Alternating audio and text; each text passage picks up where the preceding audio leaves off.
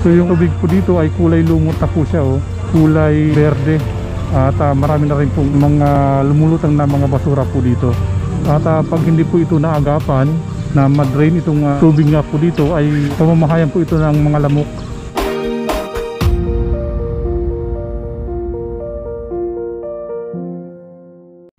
Muli isang mapagpalang araw sa lahat.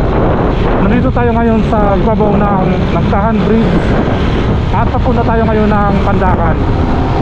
Samahan niyo akong muli para sa gagawin natin yung panibagong update patungkol nga po sa ginagawa nilang NECR at ganoon na din po sa ginagawa nilang NLEX SLEX Connector Road. So titingnan natin doon yung mga kaganapan ngayon. So ito na po yung papuntang Pandakan.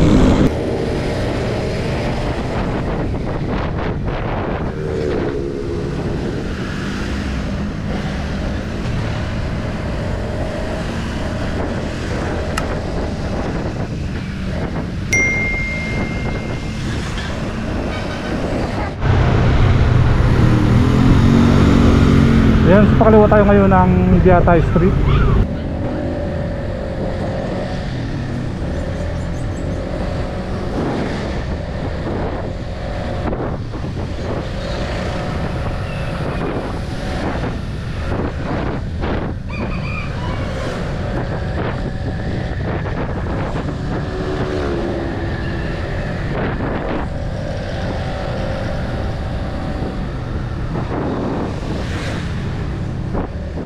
So ito yung dating release ng tren. Ayan, so tinakpan na po ng asfalto.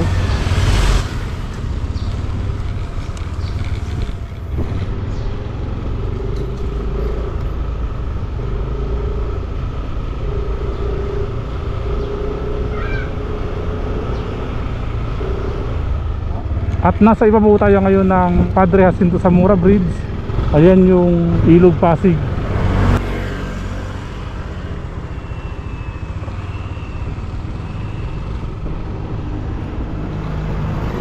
At makita nga po natin dito na yung dating release ng tren ay buong buo pa po siya.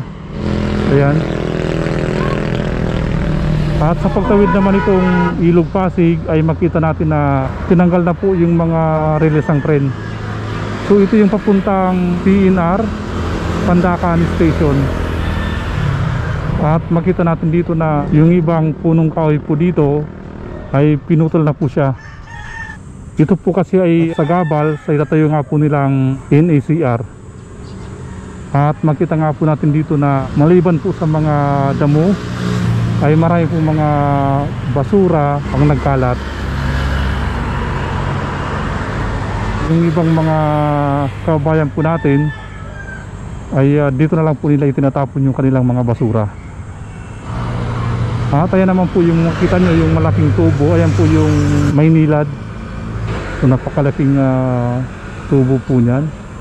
So dyan po dumadalo yung tubig ng Maynilad na ginagamit po ng ating mga kababayan dito nga sa ibang parte po ng Kamaynilaan. At matatanong nga po natin dito yung Skyway Stage 3. At dyan po kukonekta yung ginagawa nga po nilang NLEX SLEX Connector Road na manggaling naman po dyan sa Santa Mesa. Tatawid po siya dito sa Padre Jacinto Bridge at kukonekta po siya dun sa Skyway Stage 3. At dun nga po sa pagtawid nitong Padre Jacinto Zamora Bridge papuntang Santa Mesa ay dun po yung ginagawa nilang NLEX SLEX Connector Road na magduduto nga po sa Skyway Stage 3. At sa pagtawid nga po nitong Ilog Pasig ay makita po natin dito na nag-umpisa na po silang mag-self demolition. So ito po yung mga kabahayan na maapektuhan nga po ng itatayo nilang NLEX SLEX Connector Road. Yung ibang mga bahay po dito wala na po siyang bubong. At yung ibang mga dingding niya ayan, so inumpisa na pong tibagi. So dito po dadaan yung gagawin nga po nilang NLEX SLEX Connector Road na magdudugto nga po dun sa Skyway Stage 3. Marami pa pong mga kabahayan ang i-demolish po dito. Ayan, sumula Pandakan at sa pagtawid nga nitong Padre Jacinto Zamora Bridge. Ito yung papuntang Santa Mesa. Kaya nga yung ginagawa nga po nilang double decker ng NLEX SLEX Connector Road.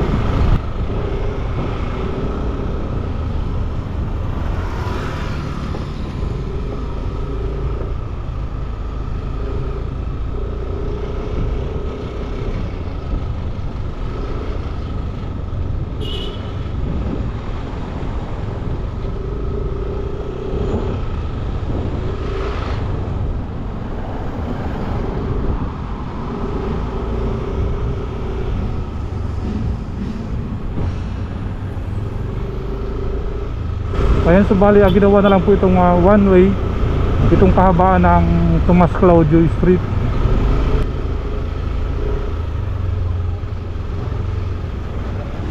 At ayan po yung isang gasolinahan nga po dito na apektado po ng itatayong NLEX SLEX Connector Road. Subalang araw po ay i-demolish din po siya. At pupuntahan natin ngayon yung Teresa Street sa area naman ng Santa Mesa. Nandito ulit tayo sa Teresa Street.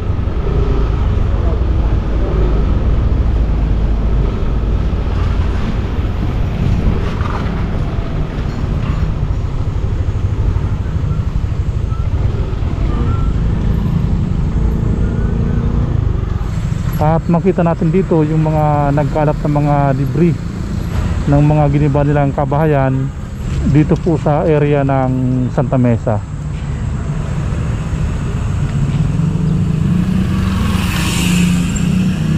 At pati doon sa pagtawid nitong Teresa Street, ayan yung papuntang Di Francisco Street.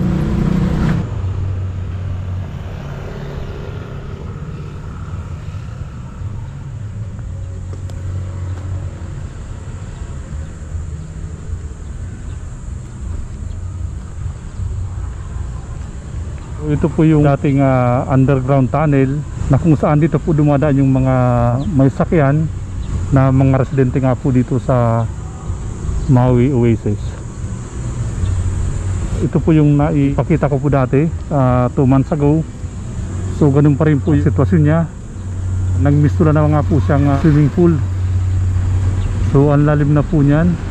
So makita po natin dito na yung tubig ay malapit na nga pong dumikit nga po dyan sa pinakabubong niya. So isipin nyo na lang po yung taas nitong tubig. Lagpas na po ng bubong kapag ka po may sakyan dyan. So yung tubig po dito ay kulay lumot na po siya, kulay berde. At marami na rin pong mga lumulutang na mga basura po dito. At pag hindi po ito naagapan na madrain itong tubig nga po dito, ay pamamahayan po ito ng mga lamok. Ayan, so ginawa nga po itong underground tunnel tulad po ng nabanggit ko kanina. Sa ibabaw po kasi niyan, dyan po dumadaan yung dating tren. So dyan po may release po dyan. Ayan yung papuntang Pandakan. So para po hindi maabala yung mga tumatawid nga po dito, kaya nga po ginawa nila itong underground tunnel.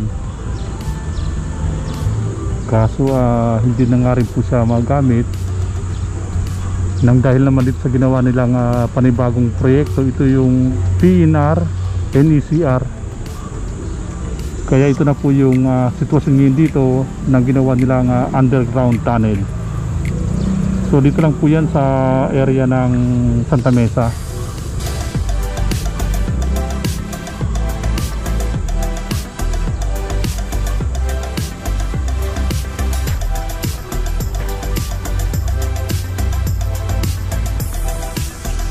So ayan yung gagawin nga po nilang double decker ng NLEX SLEX Connector Road.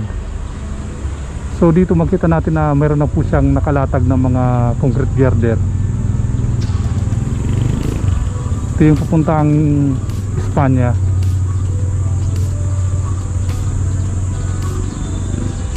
Ang ganda na So dito wala pa siyang latag na concrete girder.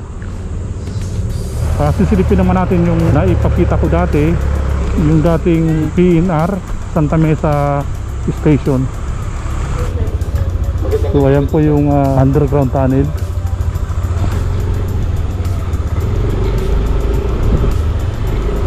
At nandito na rin lang tayo. So ating pupuntahan din yung naipakita ko sa inyo dati, yung dating PNR Santa Mesa Station.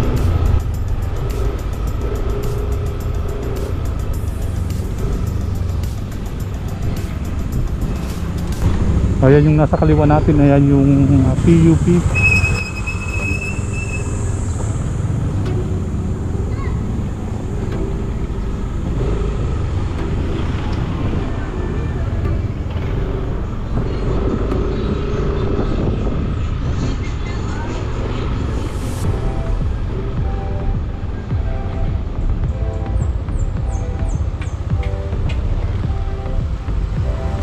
So, ganun pa rin yung sitwasyon ngayon ng dating PNR Santa Mesa Station.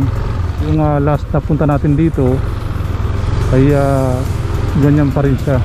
Hindi pa po itinutuloy yung ginagawa nga po nilang pagdidemolish dito nga po sa dating PNR Santa Mesa Station. At hanggang dito na lang ang ating latest update patungkol nga po dito sa NLEX SLEX Connect Road. At ganoon na din po sa ginagawa nilang NECR o ito yung North-South Commuter Railway. Hanggang sa muli, paalam.